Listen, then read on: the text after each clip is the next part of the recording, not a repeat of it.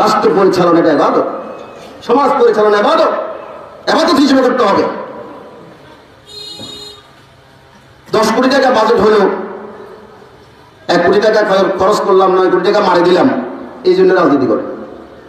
এগুলা কি রাজনীতি? এগুলা কিন্তু ফ্যাটের নীতি, ফ্যাটের সুরের নীতি। এগুলা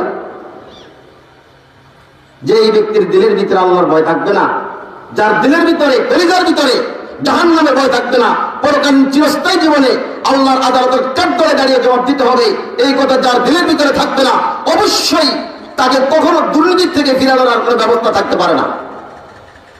একমাত্র পরকালীন বিচার ব্যবস্থা, আল্লাহর সামনে দাঁড়াতে হবে, পরকালীন জীবনে জবাব দিতে হবে, প্রতিটি সম্পদের, প্রতিটি মানুষের দায়িত্বের হিসাব দিতে হবে।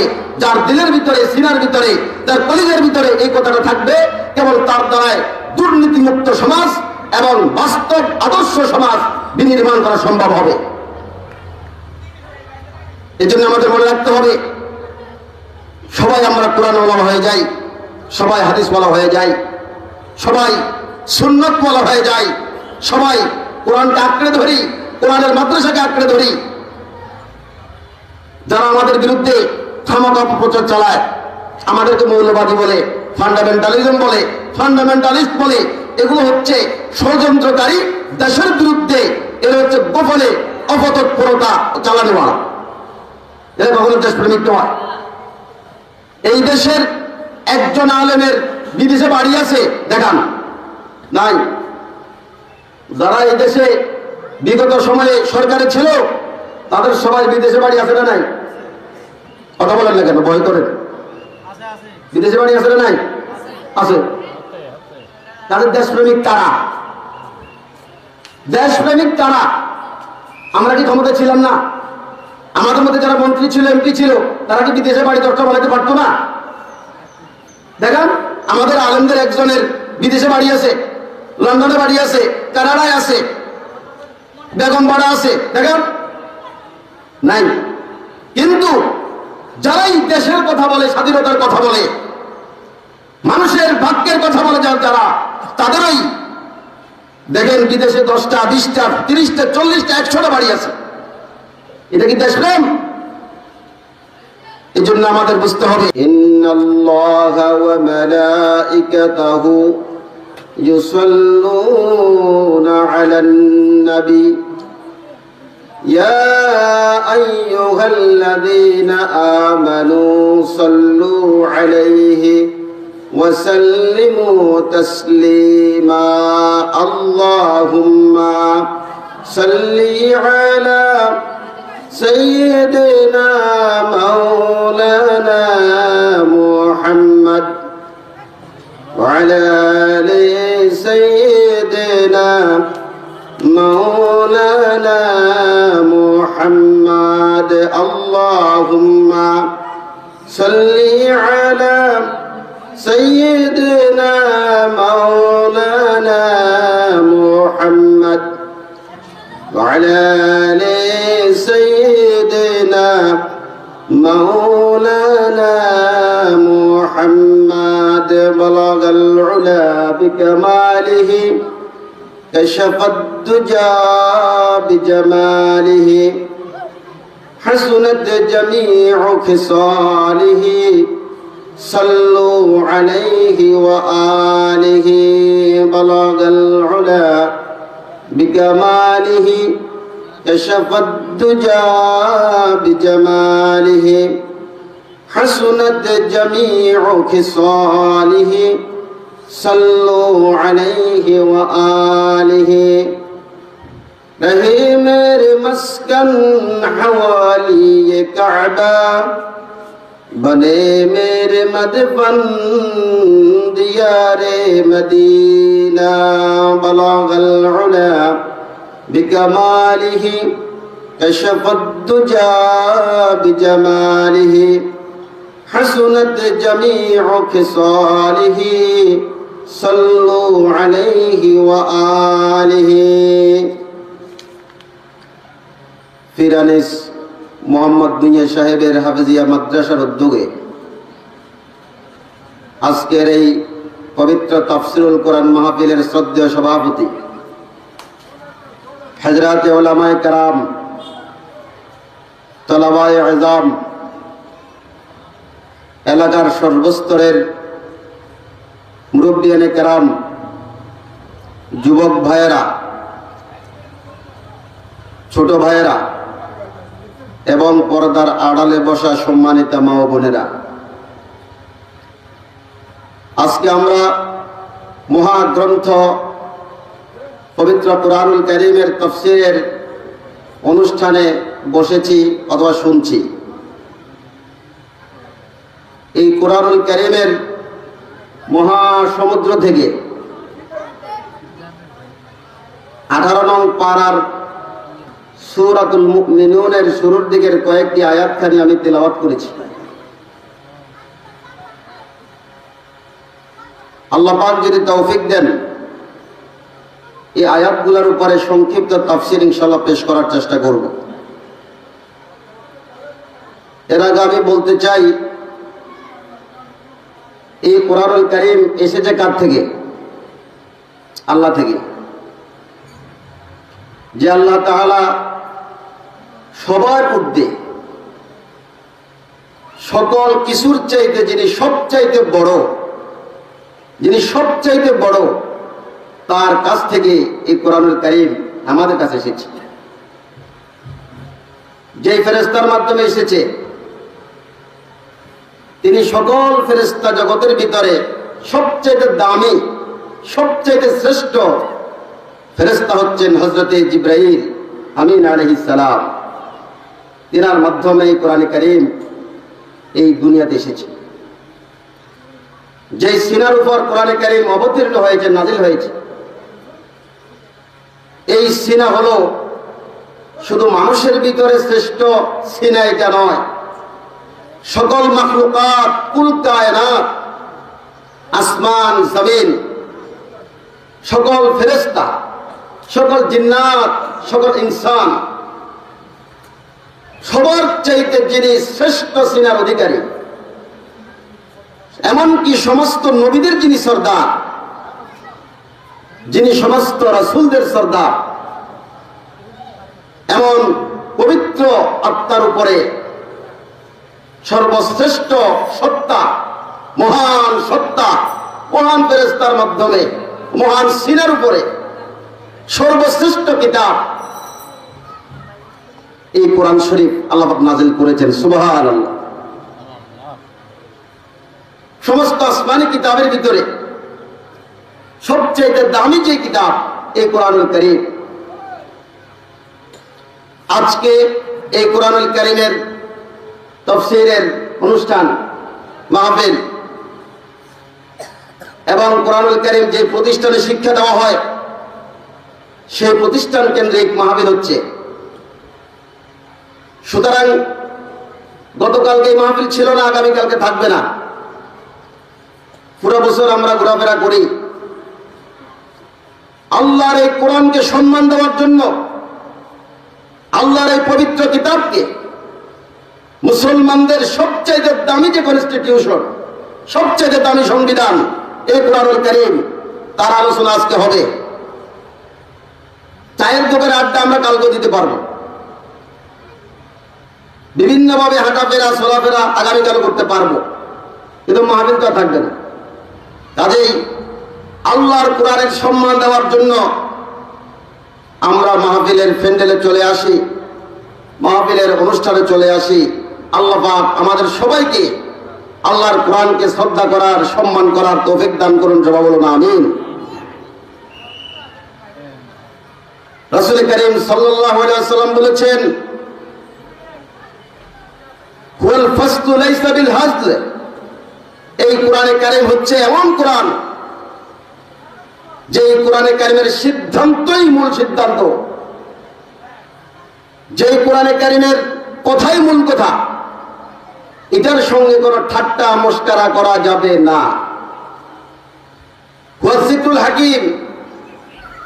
এই কোরআনে কারীম হচ্ছে মহাপ্রজ্ঞাময়, যিনি হিকমত এবং নিপুণতার অধিকারী। এমন মহান পবিত্র সত্তার আলোচনা এই কোরআনে কারীমে আছে।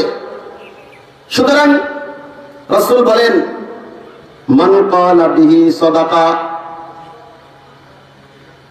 এই কোরআনুল কারীম দিয়ে কোন ব্যক্তি যদি কথা বলে, এই কোরআনুল কারীমকে কেউ যদি দলিল দিয়ে কথা বলে, এবং এই কোরআনুল কারীমের আলোচনা যখন চলবে, তোমরা অবশ্যই মনে করবে তিনি যা বলেছেন কোরআনে কারীম থেকে তা সত্য বলেছেন। ওয়ামান আমিলা বিহি উজিরা। আল্লাহর রাসূল বলেন, এই কোরআনে কারীম মাফিক কেউ যদি আমল করে, অবশ্যই আমি আল্লাহ রাব্বুল আলামিন তাকে উজরত দান করব, প্রতিদান দান করে দেব। এরপরে বলেন, ওয়ামান হাকামা বিহি আদালা। এই কোরআনে কারীমকে দিয়ে কেউ যদি বিচার বিভাগ পরিচালনা করে, সে ইনসাফ প্রতিষ্ঠা করবে। কাজেই কোরআনে কারীম ছাড়া ইনসাফ প্রতিষ্ঠার আর কোনো শিক্ষা নাই।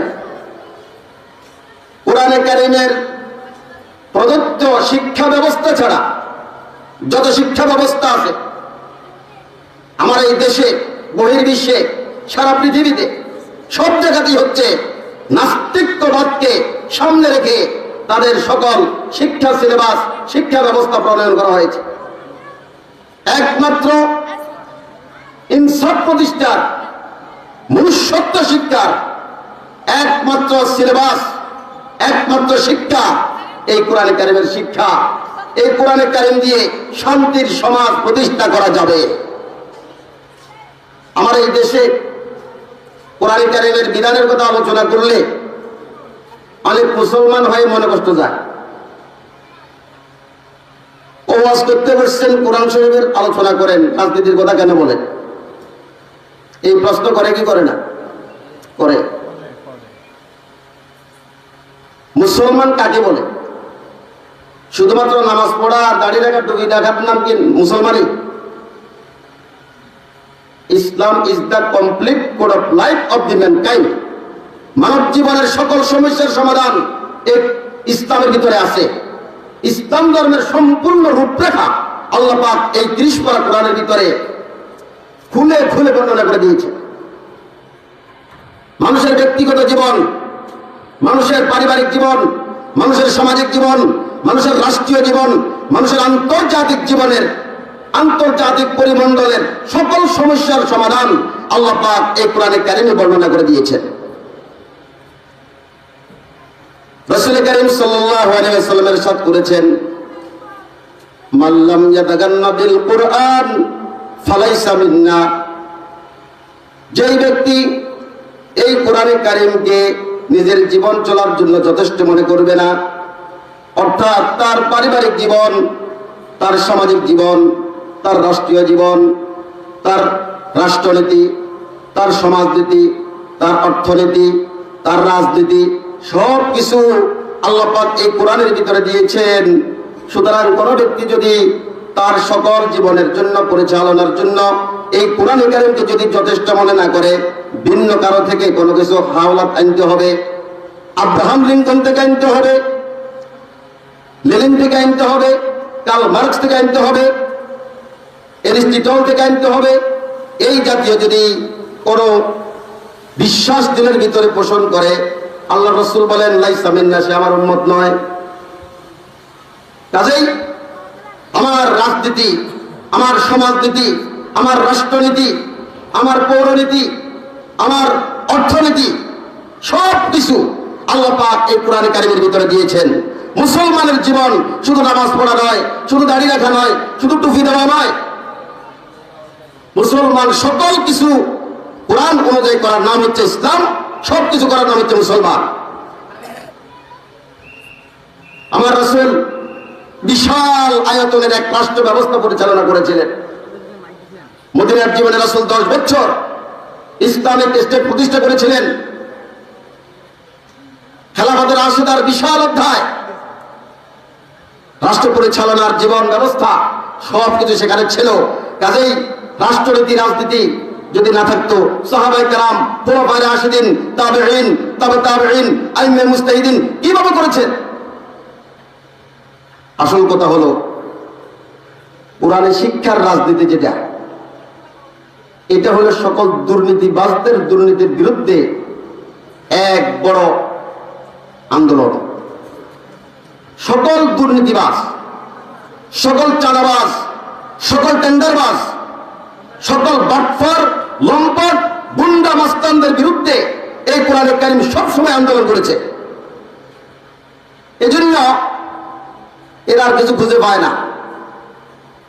সর্বশেষ গালি দেয় ওলামায়ে কেরামকে, এরা মৌলবাদী।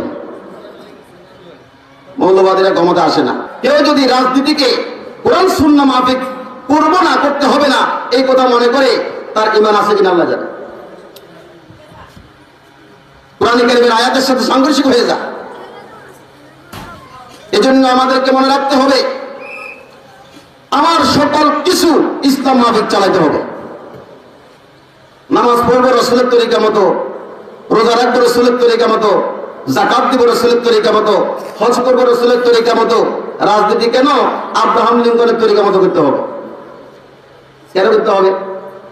ইসলাম কি অসম্পূর্ণ না সম্পূর্ণ? ইসলাম তোমার ব্যক্তিগত জীবনের সমাধান দিতে পারে, ইসলাম তোমার পারিবারিক জীবনের সমস্যা সমাধান দিতে পারে, সামাজিক জীবনের সমস্যার সমাধান দিতে পারে। ইসলাম কি তোমার রাজনৈতিক জীবনের সমাধান দিতে পারে না? এই জন্য এটা আমাদের বুঝার ভুল, বুঝার অভাব, বুঝার অভাব। আমার ভালো লাগে না, এর জন্য আমি পালন করলাম না, এটা এক কথা। আর অবিশ্বাস করা এটা আরেক কথা। নামাজকে কেউ যদি না পড়ে কবিরা গুনাহ হবে, তবে নামাজ অস্বীকার করলে ঈমান চলে যাবে।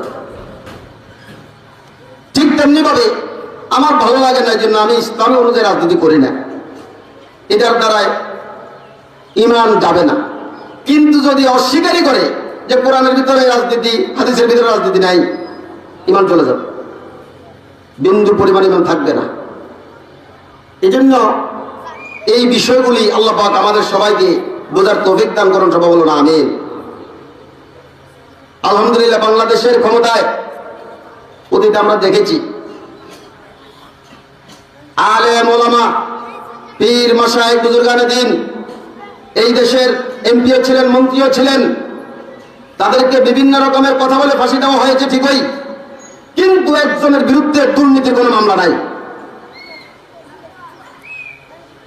মতিউর রহমান নিজামী সাহেব দুর্নীতির কোনো মামলায় তিনি ফাঁসি হয় নাই। আলী হাসান মুজাহিদ দুর্নীতির মামলায় ফাঁসি হয় নাই। রাষ্ট্রীয় সম্পদ চুরির বেলায় কোনো মামলা ওনার হয় নাই। মুফতি আমিনী সাহেব রহমতুল্লাহ আলাইহি দুর্নীতির ব্যাপারে কোনো মামলা তার ছিল না। এইভাবে আরো যত বড় বড় আলেম ওলামার রাজনীতি করেছেন, একজনও দুর্নীতির কারণে ফাঁসির রশিদে ঝুলেন নাই। অথচ আমাদের এই দেশে যারা বড় বড় রাজনৈতিক দল, তাদের বিরুদ্ধে ক্ষমতার থেকে নামার পরপরই হাজার হাজার মামলা শুধু চাঁদাবাজি আর দুর্নীতি, টাকা ছিনতাইকারী, পাচারকারী, দেশের সম্পদ বিদেশে পাচারকারী। এইভাবে যারা গত 16 বছর ছিল তাদের বিরুদ্ধে যেমন মামলা আছে, যারা এর আগে ছিল তাদের বিরুদ্ধে মামলা আছে, আছে না নাই? আছে। অথচ কোন আলেমদের বিরুদ্ধে এই মামলা ছিল না। কাজেই এই কথা পরিষ্কার হয়ে গেল, পরিষ্কার হয়ে গেল। ওলামায়ে কেরাম যদি ক্ষমতার বাগডোর হাতে নেন, ওলামায়ে কেরাম যদি ক্ষমতার মসনদে বসেন, ইনশাআল্লাহ এই দেশ থেকে 1 পয়সাও বিদেশে পাচার হবে না, ইনশাআল্লাহ। এটা আমরা বুকে হাত দিয়ে বলতে পারি। এটাই হচ্ছে কোরআনের শিক্ষার প্রভাব। যারা কোরআনের শিক্ষাকে বাদ দিয়ে ভিন্ন শিক্ষায় শিক্ষিত হয়ে রাজনীতি করে, এরা একজনও মানুষের রাজনীতি করে না, এরা ফ্যাটের রাজনীতি করে। একমাত্র মানুষের রাজনীতি, রাষ্ট্র উন্নয়নের রাজনীতি একমাত্র কোরআনের ভিতরে আছে। কোরআনের ছত্র ছায়ায় যারা রাজনীতি করে, কোরআনের বর্ণিত রূপরেখে যারা রাজনীতি করে, একমাত্র তাদের দ্বারাই আদর্শ সমাজ বিনির্মাণ সম্ভব। এছাড়া সম্ভব হবে না। এজন্য আমার ভালো লাগে না, করলাম না, সেটা ভিন্ন কথা। কিন্তু যারা করে তাদেরকে মৌলবাদী বলে দিলাম, তাদেরকে ধর্মান্ধ বলে দিলাম, তাদেরকে ফান্ডামেন্টালিস্ট বলে দিলাম, তাদেরকে ধর্ম ব্যবসায়ী বলে দিলাম। এটা হচ্ছে রাজনৈতিক প্রতিহিংসার বক্তৃতা ছাড়া আর কিছু নয়, বাস্তবতা ভিন্ন। এই জন্য রাসূল করিম সাল্লাল্লাহু আলাইহি ওয়াসাল্লাম বলেছেন, মান হাকামা বিহি আদালা, যে ব্যক্তি এই কোরআনে কারিম দিয়ে নিজের বিচার বিভাগ পরিচালনা করবে, আদালা, সে অবশ্যই অবশ্যই ইনসাফ প্রতিষ্ঠা করতে পারবে। কোরআনে কারিমের শিক্ষা ছাড়া, হাদিসের শিক্ষা ছাড়া আর কোন শিক্ষার দ্বারা এই বিচার ব্যবস্থাকে দুর্নীতি মুক্ত করা এবং ঘুষ মুক্ত করা সম্ভব নয়। কোরআনে কারিমের সমাজ আর অন্য সমাজের ভিতরে এতটুকুই বেশ কম, যদি কোরআনের সমাজ প্রতিষ্ঠা হয়ে যায়, শাসকদের রাত্রে ঘুম হবে না, কিন্তু জনগণ রাত্রে ঠিক মতো দরজা খুলে দিয়ে ঘুমাতে পারবে। আর কোরআনে কারিমের সমাজ যদি প্রতিষ্ঠা না হয়, কোরআনে কারিম দিয়ে যদি রাষ্ট্র পরিচালিত না হয়, তাহলে রাত্রে মানুষ জাগ্রত থাকবে, আতঙ্কিত থাকবে, কখন জানি আবার ডাকাতের দল, চোরের দল এসে আমাদের ঘরের সকল সম্পদ নিয়ে যায়। কিন্তু শাসকরা নাকে তেল দিয়ে সুন্দর মতো রাত্রে ঘুমাতে পারবে। অথচ ইসলামের আইনের ভিতরে পরিষ্কারভাবে লেখা আছে, রাষ্ট্র পরিচালনা এটা কখনো ফেক ফেলার ব্যবস্থা হতে পারে না। রাষ্ট্র পরিচালনা, সমাজ পরিচালনা, এগুলো হচ্ছে অবশ্যই একটা পবিত্র ইবাদত। এই জন্য আমাদের বুঝতে হবে, অত্যন্ত আন্তরিকতার কারণে, দরদের কারণে, জাতির প্রতি দায়িত্ব বোধ থাকার কারণে এই কথাগুলো বলছি। আজকে উলামায়ে কেরাম বিভিন্ন মঞ্চে কথা বলছেন, জাতিকে শুধু এই কথাটাই বলছেন, হে জাতি, জাহান্নামের খাদের কিনারে দাঁড়িয়ে আসো, খবরদার এক পা সামনে দিবা না, জাহান্নামে পতিত হয়ে যাবে। খবরদার ইসলামের পথে আসো, কোরআনের পথে আসো, জান্নাতের পথে আসো, খবরদার বিপদগামী হয়েও না, বিপদে যেও না। এই কথা বলার পরে আজকে আমাদের বিরুদ্ধে আন্দোলন করে, আমাদের বিরুদ্ধে কথা বলে, এটা আমরা নারাজ হই না। যেহেতু নবীদের বিরুদ্ধে এমন সংগ্রাম আন্দোলন ছিল, ছিল কি ছিল না? রাসূলুল্লাহ সাল্লাল্লাহু আলাইহি ওয়াসাল্লাম বলেছেন, ক্বালান নবিয়্যু সাল্লাল্লাহু আলাইহি ওয়াসাল্লাম, আশাদ্দুন নাসি বালাআন আল আমবিয়া ফাল আমবিয়া সুম্মাল আমসাল ফাল আমসাল ইউবতালাল মারউ আলা কদরি দীনিহি আও কামা ক্বালান নবিয়্যু আলাইহিস সালাতু ওয়াস সালাম। এই পৃথিবীতে সবচাইতে বেশি যারা বিপদগ্রস্ত ছিলেন, এই পৃথিবীতে যারা সবচাইতে বেশি আফতগ্রস্ত ছিলেন, তারা ছিলেন আম্বিয়ায়ে কেরাম, তারা ছিলেন নবীরা, রাসূলরা। এরা বেশি বিপদে ছিলেন। একে তো নিজের বংশের লোকেরা পর্যন্ত নবীদেরকে থুতু মারত, নিজের গোত্রীয় লোকেরা, নিজের এলাকার লোকেরা আম্বিয়ায়ে কেরামের মুখের উপরে থুতু মেরে দিত। নবীদের একটাই অপরাধ, তারা দ্বীনের কথা বলেছেন, আল্লাহর কথা বলেছেন, রাসূলের কথা বলেছেন, এবং তারা হেদায়েতের কথা বলেছেন। হেদায়েত তো গ্রহণ করলই না, উল্টা নবীদের মুখের ভিতরে থুতু পর্যন্ত নিক্ষেপ করে দিয়েছে। অথচ নবীরা বলেছেন, হে জাতি, কুলু লা ইলাহা ইল্লাল্লাহ তুফলিহু, there is no god except Allah, আল্লাহ ছাড়া আর কোন ইলাহ নেই, আর কোন মাবুদ নেই, এক আল্লাহকে ইলাহ বিশ্বাস করো, তোমরা কামিয়াব হয়ে যাবে। নবীরা এই কথা কেন বলেছেন? এই জন্য নবীদের মুখে থুতু মেরেছেন, মুখে কাপড় দিয়েছেন, নবীদের বিরুদ্ধে আন্দোলন করেছেন, সংগ্রাম করেছেন। অথচ নবীরা পেটে পাথর বেঁধে এই জাতিকে জাহান্নাম থেকে বাঁচানোর ফিকির করেছে।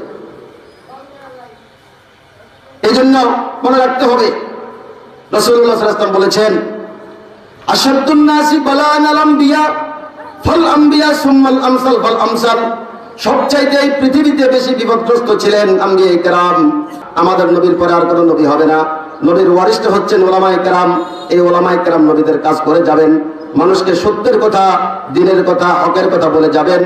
এরপরে এই নবীদের পরিবর্তে যেহেতু উলামায়ে কেরাম কাজ করে যাবেন, নবীরা যেইভাবে স্বজাতির পক্ষ থেকে বিপদগ্রস্ত হয়েছিলেন, নিজের স্বগোত্রীয় লোকদের মাধ্যমে বিপদগ্রস্ত হয়েছিলেন, ঠিক তেমনি ভাবে বর্তমান যুগে যারা উলামায়ে কেরাম হিসেবে দাওয়াত দিবেন, তারাও নিজের এলাকার মানুষ, স্বগোত্রীয় মানুষ, নিজের স্বজাতি মানুষের কারণে আক্রান্ত হয়ে যাবেন।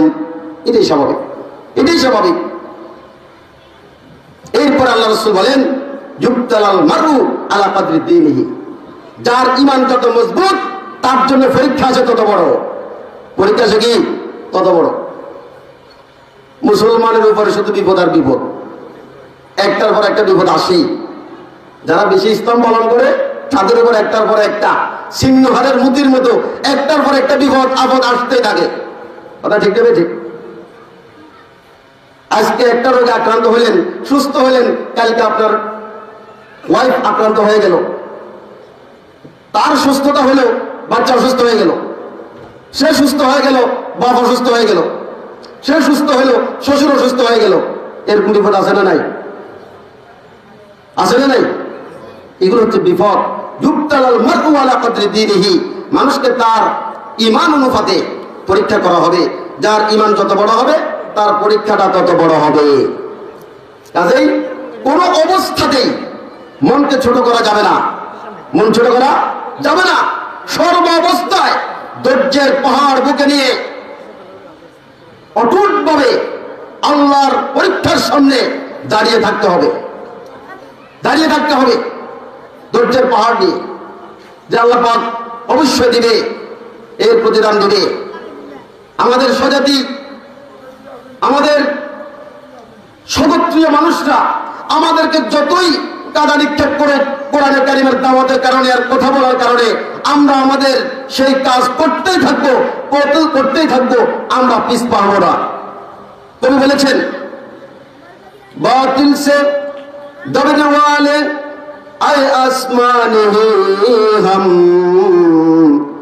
सो बार कर चुका है तू इम्तिहा हमारा। বাতিলের কারণে হে আসমান তুমি সাক্ষী থাকো, বাতিল যতই বাতিলের রূপ ধারণ করে এসেছে, আমরা কখনো আমাদের দাওয়াতি কাজ বন্ধ করি নাই, আমরা আমাদের দাওয়াতি কাজ কখনো বন্ধ করব না, আমরা আমাদের দাওয়াতি কাজ চালাতেই থাকবো। যদিও শতবার পরীক্ষা দিতে হয়, শতবার পরীক্ষা দেওয়ার পরেও আমরা আমাদের দাওয়াতি মিশন, তাওহীদের মিশন, একাত্মবাদের মিশন চালাতেই থাকবো। ইনশাআল্লাহ বন্ধ হবে না, চালাবেন ইনশাআল্লাহ। এই জন্য চালাবো। সাথে সাথে আল্লাহর কাছে সাহায্য চাইতে হবে। হে আল্লাহ সাহায্য করুন, হে আল্লাহ সাহায্য করুন।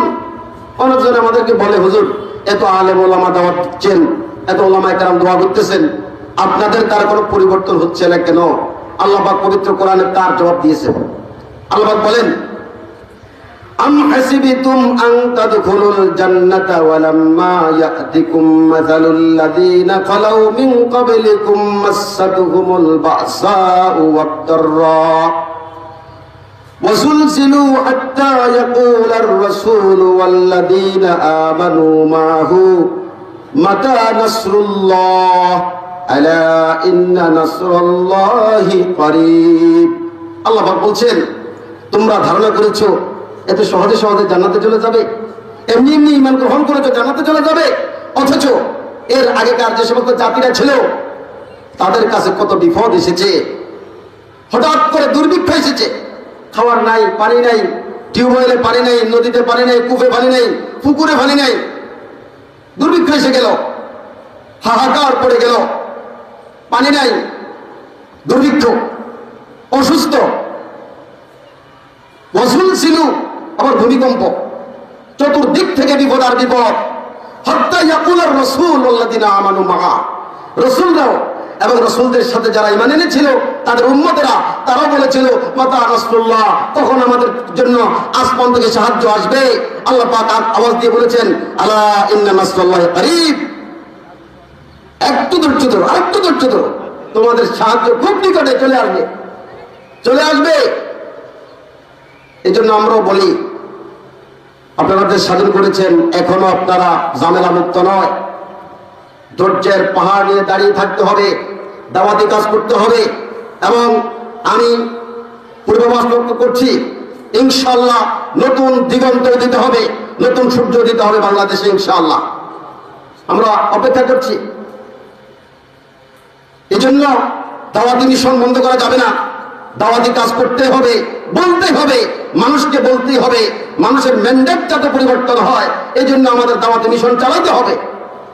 দেখেন না একবার কোরআনকে ক্ষমতায় দিয়ে দেখেন, আলেম ওলামাকে ক্ষমতায় দিয়ে দেখেন, ইনশাআল্লাহ দেশ কেমন সুন্দর হয়ে যায়। স্বাধীনতার 54 বছরে বিচার ব্যবস্থা সব সময় দুর্নীতিযুক্ত, ঘুষ এর মাধ্যমে বিচার ব্যবস্থাটা হয়ে যায়। এই জন্য ইনশাল্লাহ আমরা ক্লান্ত হব না, পরিশ্রান্ত হব না, আমরা আমাদের পিছপা হব না। ইনশাল্লাহ বুকে ইমানি চেতনা নিয়ে, ইস্পাত কঠিন সংকল্প নিয়ে, দৃঢ় প্রত্যয় নিয়ে আমাদেরকে সামনে এগিয়ে যেতে হবে। ইনশাল্লাহ বিজয় আমাদের পদচুম্বন করবেই করবে ইনশাল্লাহ।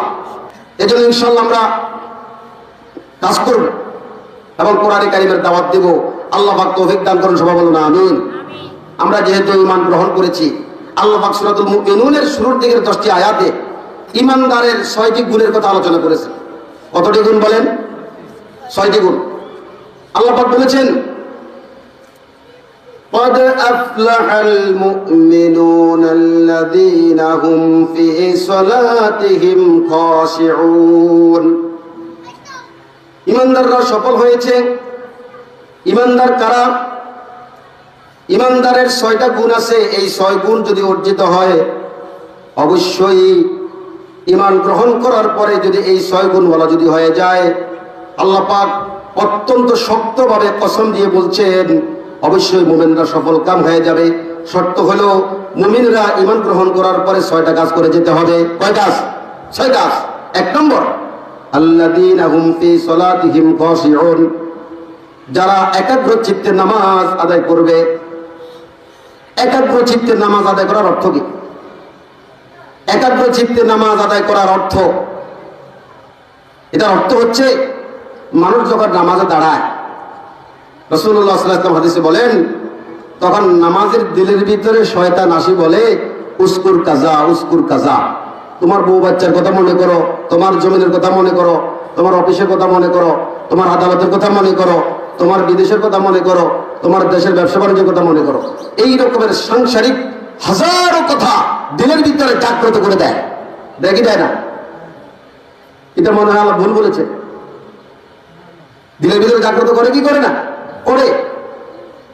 এই যে দিলের ভিতরে শয়তান অগণিত সাংসারিক জল্পনা কল্পনা দিলের ভিতরে জাগ্রত করে দেয়, তখন সে যদি মনে মনে এই সংকল্প করে, আমি তো আল্লাহর সামনে দাঁড়ানো, তার সামনে দাঁড়ানো, আমি আল্লাহর সামনে দাঁড়ানো। আল্লাহ রাসূল বলেন, আনতা বুদাল্লাহ কাআন্নাকা তারাহু ফাইন লাম তাকুন তারাহু ফাইন্নাহু ইয়ারাক। তুমি নামাজে এমন ভাবে দাঁড়াবে যেন তুমি আল্লাহকে দেখতেছ। এই মনোভাব যদি তোমার ভিতরে না আসে, অন্ততপক্ষে এই মনোভাব পোষণ করো যে নিশ্চয়ই আল্লাহ তো আমাকে দেখতেছেন। এই মনোভাব দিয়ে আল্লাহর দরবারে দাঁড়াও। এইভাবে যখন আল্লাহর দরবারে দাঁড়াইবে, তখন বারবার শয়তান মন নিয়ে যায় বাইরে, তুমি আবার আল্লাহর সামনে দাঁড়িয়ে আসি, এই কথা মনে করি মনকে নিয়ে আসলাম নামাজে। এটাই হচ্ছে একাগ্র চিত্তের নামাজের অর্থ। সুবহানাল্লাহ। এই জন্য আমরা যদি এইভাবে একাগ্র চিত্তের নামাজ পড়ি, আল্লাহ পাক রব্বুল আলামিন একাগ্র চিত্তের নামাজের একটা ফলাফল বর্ণনা করেছেন সূরাতুল আনকাবুতের 45 নম্বর আয়াতে। আল্লাহ পাক বলেন, ইন্নাস সালাতা তানহা আনিল ফাহশাই ওয়াল মুনকার ওয়া লাযিকরুল্লাহি আকবার ওয়াল্লাহু খাবীরুম বিমা তাসনাউন। নিশ্চয়ই যারা একাগ্র চিত্তে নামাজ পড়ে, এই সমস্ত নামাজীদের নামাজ তাদেরকে সকল রকমের বেহায়াপনা থেকে, তাদেরকে সকল রকমের নগ্নতার থেকে, অশ্লীলতার থেকে, খারাপ কাজ থেকে ফিরিয়ে রাখে। সুবহানাল্লাহ। কোরআন কারীম বলছেন, নিশ্চয় নামাজীকে নামাজ খারাপ কাজ থেকে ফেরায়। যে কোনো নামাজি নয়, ওই নামাজিকেই নামাজ খারাপ কাজ থেকে ফেরায় যে নামাজি একাগ্র চিত্তে নামাজ পড়ার অভ্যাস চালু করেছে। শয়তানে যখন মন বাইরে নিয়ে যায়, আবার সে মনকে ধরে নিয়ে আসে নামাজে। শয়তানে যখন মন বাইরে নিয়ে যায়, আবার মনকে ধরে নিয়ে আসে নামাজে। এই ব্যক্তি একাগ্র চিত্তের নামাজ পড়নেওয়ালা হিসেবে আল্লাহর দরবারে ভূষিত হবে। সুবহানাল্লাহ। এইভাবে যখন আমরা ট্রেনিং করব, প্র্যাকটিসটা করব, চালু রাখবো, তখনই এই নামাজ আমাকে সকল খারাপ কাজ থেকে ফিরাবে। কিভাবে? মুফাসসিরিন কেরাম আয়াতের তাফসীরে উল্লেখ করেছেন এইভাবে, যে এই লোকটা যখন নামাজে দাঁড়িয়ে প্র্যাকটিস করেছিল, একটা অনুশীলন করেছিল, আমার মন যখন নামাজের বাইরে চলে গেল, আমি আবার আল্লাহর সামনে দাঁড়িয়ে আছি, এই কথা মনে করে যখন মনকে নামাজের ভিতরে নিয়ে আসলাম, এইভাবে শয়তান আবার নিয়ে গেল, আবার নিয়ে আসলাম, শয়তান আবার নিয়ে গেল, আমি আবার নামাজে নিয়ে আসলাম। এইভাবে যে একটা মুজাহাদা, এই যে একটা অনুশীলন, এই যে একটা রিয়াজত আমি চালু করলাম, এই নামাজটা শেষ করে আমি যখন বাইরে যাব, এরপরে যখন আমি দেখব নামাজের মসজিদের বাইরে জেনার দরজা খোলা, বেহায়াপনার দরজা খোলা, ডাকাতের দরজা খোলা, ঘুষের দরজা খোলা, সুদের দরজা খোলা, তখন আমি যদি সুদ খাই, আমি যদি ঘুষ খাই, আমি যদি দুর্নীতি করি, আমার দিলের ভিতরে একবারও জাগবে না আল্লাহ আমাকে দেখতেছেন। জাগবে কি জাগবে না? অবশ্যই জাগবে। যে নামাজ আল্লাহ আমাকে দেখতেছেন মনে করি নামাজের ভিতরে মনকে নিয়ে আসলাম, অবশ্যই সুদের ঘুষের কারবার যখন দেখতেছি, এটা তো আল্লাহ নিষেধ করেছেন, এখন আমি কিভাবে খাই আল্লাহ তো আমাকে এখানে দেখেন। সুবহানাল্লাহ। এইভাবে নামাজিকে তার নামাজ বেহায়াপনা থেকে, নগ্নতার থেকে ফিরায়। সুবহানাল্লাহ। এই জন্য আল্লাহ পাক বলেছেন, হে ঈমানদাররা, ঈমান গ্রহণ করার পরে সবচাইতে প্রথম এবং প্রধান কাজ হচ্ছে একাগ্র চিত্তে নামাজ আদায় করা। একাগ্র চিত্তে নামাজ যদি তোমার আদায় না হয়, ঈমানের পরের প্রথম কর্মসূচি যেটা, সেটা তুমি আদায় করতে পারলে না। আমাদের নামাজে দাঁড়াইলে তো শুরু হলে শেষ কখনো মনে থাকে না। কোন রাকাতে কোন সূরা, সুবহান রাব্বিয়াল আলা আযীম কবার বলছি মনে থাকে না। এই নামাজ দিয়ে কোনো কাজ হবে না। নামাজ হইতে হবে একাগ্র চিত্তে। সাথে সাথে নামাজের ফারাইজ ঠিক রাখতে হবে। নামাজের ভিতরে 13 ফরজ, এগুলো ঠিক করতে হবে। নামাজের ওয়াজিব 14টা ঠিক করতে হবে।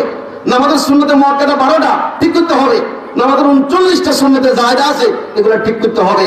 তাহলে নামাজ যদি এই সমস্ত সুন্নত, ওয়াজিব, ফরজ, আদাব, মুস্তাহাবাত এগুলো যদি ঠিক করে নামাজ আদায় করা হয়, আবার দিলকে আল্লাহর দিকে রাখা হয়, অবশ্যই এই নামাজ তাকে খারাপ কাজ থেকে ফিরাবে। সুবহানাল্লাহ। এই জন্য আমরা চেষ্টা করব আমাদের নামাজ যাতে করে একাগ্র চিত্ত হয়ে যায়। আল্লাহ পাক আমাদেরকে নামাজটাকে সঠিকভাবে আদায় করার, মুমিনের সফলতার প্রথম গুণ অর্জন করার তৌফিক দান করুন। সবাই বলুন আমিন। এরপরে মুমিনের সফলতার দ্বিতীয় গুণ সম্পর্কে সূরাতুল মুমিনুনের 3 নম্বর আয়াতে আল্লাহ পাক রব্বুল আলামিন আরেকটা গুণ বর্ণনা করেছেন। সেই গুণটি হলো আল্লাহ পাক বলেন, ওয়াল্লাযীনা হুম আনিল লাগবি মুরিদুন। সফল ঈমানদার হচ্ছে তারা যারা সকল অর্থহীন কাজগুলোকে বর্জন করে। যেই কাজের দুনিয়াবি কোনো অর্থ নাই, আখিরাতের কোনো অর্থ নাই, দুনিয়ারও কোনো ফায়দা নাই, আখিরাতের কোনো ফায়দা নাই, এমন অর্থহীন কাজগুলোকে যারা বর্জন করে, তারা মুমিনের দ্বিতীয় গুণ অর্জন করেছে। সুবহানাল্লাহ। অথচ এই গুণটা আমাদের কয়জনের ভিতরে আছে? অর্থহীন কাজ মানে কি? যেই কাজের দুনিয়ারও কোনো ফায়দা নেই, আখিরাতের কোনো ফায়দা নেই। যেমন দেখেন, কেউ ক্যারাম বোর্ড খেললো। আচ্ছা বলেন তো, ক্যারাম বোর্ড খেলার মধ্যে দুনিয়ার কোনো ফায়দা আছে? নাই। আখিরাতের কোনো ফায়দা আছে? নাই। তাস খেললো, দুনিয়ার কোনো ফায়দা নাই, আখিরাতের কোনো ফায়দাও নাই। এরকম ভাবে কেউ বিদ্যুৎ ব্যবহার করি, যে বিদ্যুৎ, উৎপাদিত বিদ্যুৎ দেশের প্রয়োজন মেটাতে যথেষ্ট নয়, সাংসারিক প্রয়োজন মেটাতে যথেষ্ট নয়, সেই উৎপাদিত বিদ্যুৎকে শুধুমাত্র ফ্যাশন এবং নেশার জন্য, রাত্রের বেলায় ফুটবল খেলার জন্য বা দেখার জন্য অপচয় করা, এটা হচ্ছে আরেক অর্থহীন কাজ। এটা কোনো অর্থহীন কাজ হতে পারে না। এই জন্য আমাদের মনে রাখতে হবে, যেই কাজের দ্বারা দুনিয়ার কোনো ফায়দা নাই, আখিরাতের ফায়দা নাই, এটা হচ্ছে অর্থহীন কাজ। অর্থহীন কাজের একটা ঘটনা মুফাসসিরিনে কেরাম এই আয়াতের তাফসীর উল্লেখ করেছেন। খেলাফতে বনু আব্বাসিয়ার ভিতরে একজন বড় খলিফা ছিলেন, যার নাম, অত্যন্ত ইনসাফদার বাদশা ছিলেন, তার নাম হইল বাদশা হারুনুর রশিদ। আপনার নাম শুনে থাকবেন। সাহাবায়ে কেরামের পরে খেলাফতের রাশেদা আসলো। খেলাফতের রাশেদার পরে খেলাফতে বনু উমাইয়া, প্রায় 750 হিজরি পর্যন্ত উমাইয়া শাসক ছিল। 750 থেকে 1219 পর্যন্ত আব্বাসীয় শাসন ছিল। আব্বাসীয়র পরে এরপরে শুরু হয়ে গেল খেলাফত ওসমানিয়া সহ অন্যান্য খেলাফত। খেলাফত আব্বাসিয়ার যে সমস্ত শাসকরা ছিলেন, এর মধ্যে একজন হচ্ছেন বাদশা হারুনুর রশিদ। বাদশাহ হারুনুর রশিদের দরবারে এক লোক গেল খেলা দেখানোর জন্য। কি দেখানোর জন্য? খেলা। কি খেলা? বাদশাহ হারুনুর রশিদের দরবারে গিয়ে বললেন, জাহাপনা, আমি একটা খুব মারাত্মক খেলা শিখেছি, আপনাকে দেখাতে চাই। বাদশাহ বলেন, দেখাও।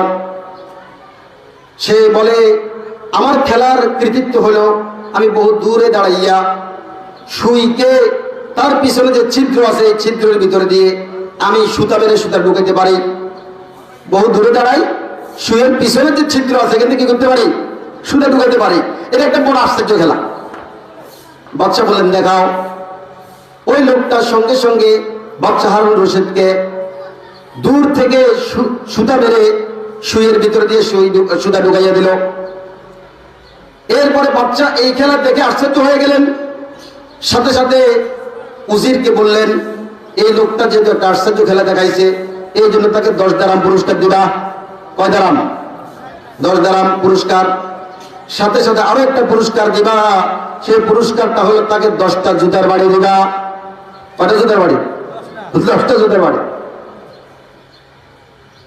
উজিররা জিজ্ঞেস করলেন, জাহাপনা, এত সুন্দর একটা খেলা দেখালো, বহু দূর থেকে সুইয়ের পিছনে দিয়া সুতা ঢুকাইয়া দিল, এই জন্য সে 10 দারাম পুরস্কার পাচ্ছে, এটা তো ঠিক, কিন্তু আমার 10টা জুতার বাড়ি কেন, এই অপমান কেন, সেটা জানতে চাই।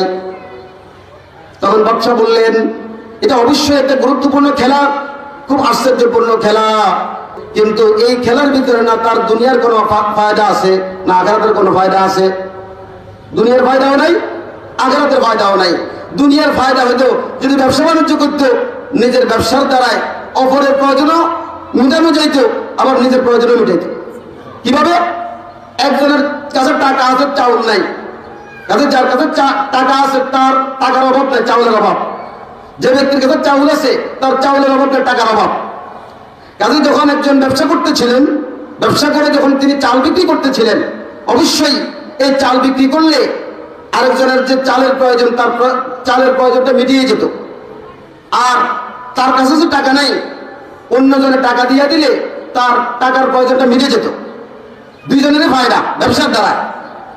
কিন্তু দেখা গেল দূর থেকে যে সুইয়ের পিছন দিয়ে সুতা ঢুকাইল, এটার দ্বারাই কার কি ফায়দা হইলো বলেন? কোনো ফায়দা নাই। কাজেই যেই কাজের দ্বারাই না দুনিয়ার কোনো ফায়দা আছে, না আখিরাতের কোনো ফায়দা আছে, এমন কাজগুলোকে বলা অর্থহীন কাজ। এগুলো হচ্ছে পরিত্যাজ্য, এগুলা কখনো করা ঠিক হবে না, এবং এগুলো না জায়েজ। এই জন্য আল্লাহ পাক বলেন, মুমিনের 2 নম্বর গুণ হলো ওয়াল্লাযীনা হুম আনিল লাগবি মুরিদুন, যারা অর্থহীন কাজকে পরিত্যাগ করে, এরা হচ্ছে মুমিনের 2য় গুণ অর্জন করল।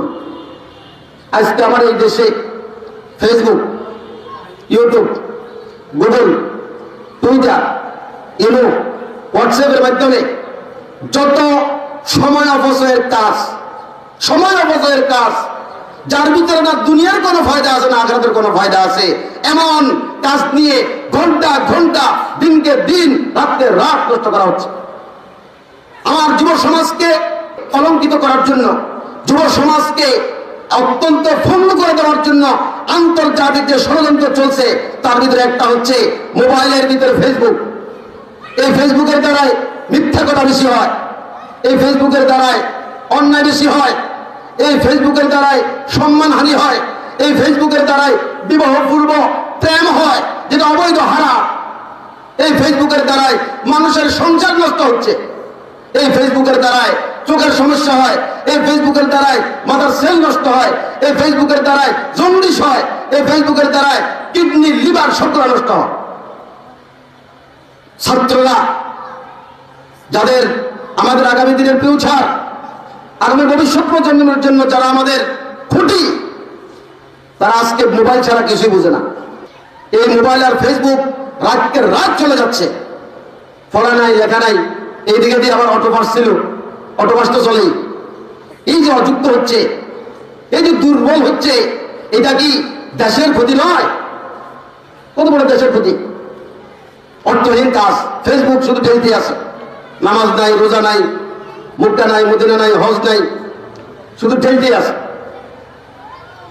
এই জন্য আমি গার্ডিয়ান এবং অভিভাবকদেরকে বলবো, আপনার আদরের কলিজার টুকরা সন্তানকে আপনি যে কলেজে পড়াচ্ছেন, ভার্সিটিতে পড়াচ্ছেন, স্কুলে পড়াচ্ছেন, মাদ্রাসায় পড়াচ্ছেন, অবশ্যই খবর নিতে হবে এরা কোথায় সময় নষ্ট করছে, কোথায় সময় নষ্ট করতেছে। বেহায়াপনার নগ্নতার ভিতরে অনেক কলেজ ভার্সিটির ছাত্র সময় নষ্ট করতেছে। ক্যাম্পাস আজকে তাদের অন্যায়ের কারণে বাড়ি হয়ে গেছে। কোথায় কলেজের লেকচার, কোথায় তাদের অ্যাসাইনমেন্ট, কোথায় তাদের একাডেমিক ক্যারিয়ারকে ডেভেলপ করার চিন্তা, সব পার্টি করে ফেলছে এই ছাত্ররা ফেসবুক দিয়ে আর মোবাইল দিয়ে, ইমো দিয়ে আর ইউটিউব দিয়ে। এজন্য আমাদেরকে মনে রাখতে হবে, যদি বাস্তবে যদি আমাদের বাচ্চা কাচ্চাদেরকে মানুষ করতে হয়, অর্থহীন কাজ থেকে তাদেরকে দূরে রাখতে হবে।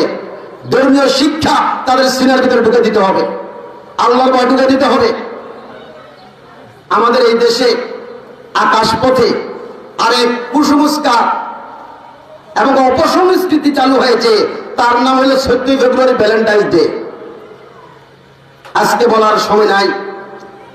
Valentine's Day the World Book Encyclopedia ব্রিটানিকার বিভিন্ন সংস্করণে হিস্টোরি লিখেছেন ভ্যালেন্টাইন্স ডে কোথা থেকে এসেছে। সময় নেই, এই জন্য আজকে বলবো না। এই ভ্যালেন্টাইন্স ডে এটা কোনো মুসলমানের কোনো অনুষ্ঠান হতে পারে না, এটা কোনো মুসলমানের সংস্কৃতি হতে পারে না। এটা বিজাতীয় অপসংস্কৃতি, এটা বিজাতীয় কুসংস্কার। পৌত্তলিক এবং মুশরিক সমাজ থেকে এই অপসংস্কৃতি আমার এই দেশে ঢুকে গেছে, সংস্কৃতির অঙ্গ দখল করে নিচ্ছে।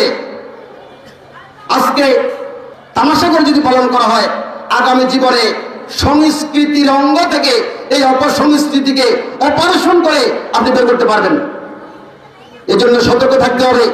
বাচ্চা কাচ্চা আমরা কলেজে পাঠাই, ভার্সিটিতে পাঠাই, মাদ্রাসায় পাঠাই, স্কুলে পাঠাই, সে কি করতেছে, ক্লাস টাইমের বাইরের সময়গুলো কোথায় সে দিচ্ছে, ক্লাস টাইমে সঠিকভাবে ক্লাসে গেল কিনা, আমাদেরকে সজাগ দৃষ্টি রাখতে হবে, সজাগ দৃষ্টি রাখতে হবে, নষ্ট হয়ে যাবে। এবং বাচ্চাদের হাতে আমরা যে অ্যান্ড্রয়েড সেট, টাচ মোবাইল, এগুলো আমরা না দেওয়ার চেষ্টা করব, না দেওয়ার চেষ্টা করব। এই জন্য আমি বলবো, আল্লাহ পাক যে অর্থহীন কাজ থেকে বিরত থাকতে বলেছেন, এটা ইমানদারের দ্বিতীয় গুণ। আমি শুধু শিরোনামগুলো বলে দিচ্ছি, আজকের আলোচনা করব না। তৃতীয় নম্বর গুণ হলো, আল্লাহ পাক বলেন ওয়াল্লাযীনা হুম লিয-যাকাতি ফাঈলুন। ইমানদারের 3 নম্বর গুণ হলো যারা যাকাত আদায় করে। কি আদায় করে? যাকাত আদায় করে। ইমানদারের 4র্থ গুণ হলো ওয়াল্লাযীনা হুম লিফুরুজিহিম হাফিজুন। যারা নিজের সতীত্ব রক্ষা করে চলে, নিজের সতীত্ব নষ্ট হতে দেয় না। এটা হলো ইমানদারের, এটা হলো 4র্থ নম্বর গুণ। 5 নম্বর গুণ হলো ওয়াল্লাযীনা হুম লিআমানাতিহিম ওয়া আহদিহিম রাউন। যারা আল্লাহ প্রদত্ত সকল আমানতগুলোকে হেফাজত করে, আমানতের খেয়ানত করে না। মুফাসসিরিনে কেরাম বিভিন্ন তাফসীরে লিখেছেন, এখানে আমানত বলার অর্থ হলো, আমানত মানে হলো শরীয়তের সকল বিধিবিধান, আহকামুল হালাল ওয়াল হারাম, হালাল হারামের যে বিধান, সেটাই হচ্ছে আল্লাহ প্রদত্ত আমানত। এই আমানতকে যারা হেফাজত করবে, তারা হচ্ছে ইমানদারের 6 নম্বর গুণ অর্জনকারী। এরপর হলো ওয়াহদিহিম, এবং যারা আল্লাহ পাকের ওয়াদাকে রক্ষা করে। 6 নম্বর গুণ হলো ওয়াল্লাযীনা হুম আলা সালাওয়াতিহিম ইউহাফিজুন। যারা সময় মতো নামাজ পড়ে, সময় মতো নামাজ পড়ে।